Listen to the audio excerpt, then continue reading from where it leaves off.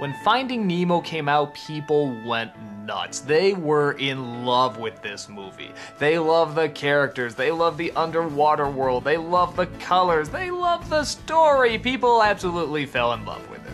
And while I don't think it's quite as strong as, say, Toy Story or some of the other films, it's still pretty good.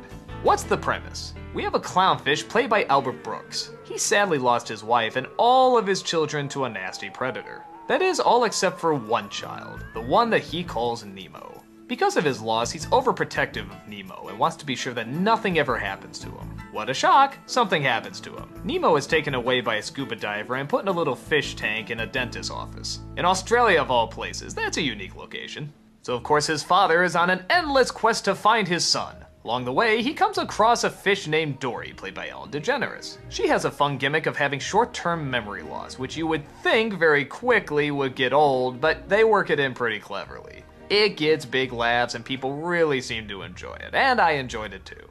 They come across other characters like menacing sharks, schools of organized fish, the list goes on. Nemo as well comes across a bunch of interesting characters. A group of various fish who try to figure out a way out of their tank and back to the sea. Their plan is so creatively out there that it's impossible not to actually think it might friggin' work. But they have to go quick because Nemo might be in danger of being given to the dentist's daughter. A crazy looking little child who has a habit of shaking her fish to death. Now that's a face only a mother can love. Finding Nemo has a solid story and some solid characters. I think this one plays up the drama even more than the previous Pixar films. It took a few more chances with what it could get away with and just how serious it could take itself. And not just with the characters, I think the environment, the music, and the colors really play a big part in making everything come together from a dramatic standpoint.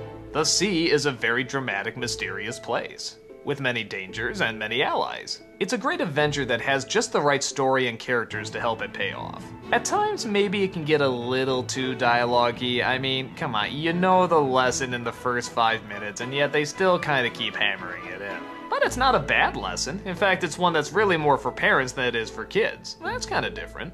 And again, give kudos to these movies for actually making lessons for adults and not always for children. You don't see that very often. I like kids' films that do that.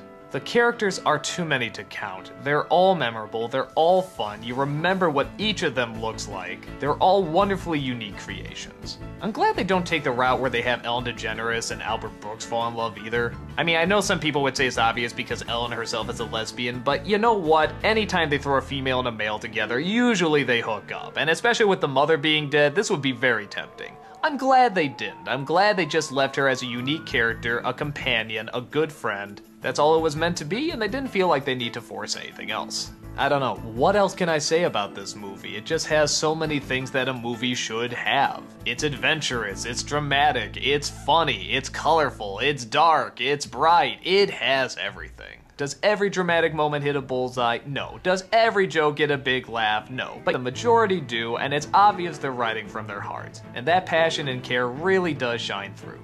Good characters, good story, good morals, good visuals, what else could you need? Finding Nemo is a thrilling adventure under the sea.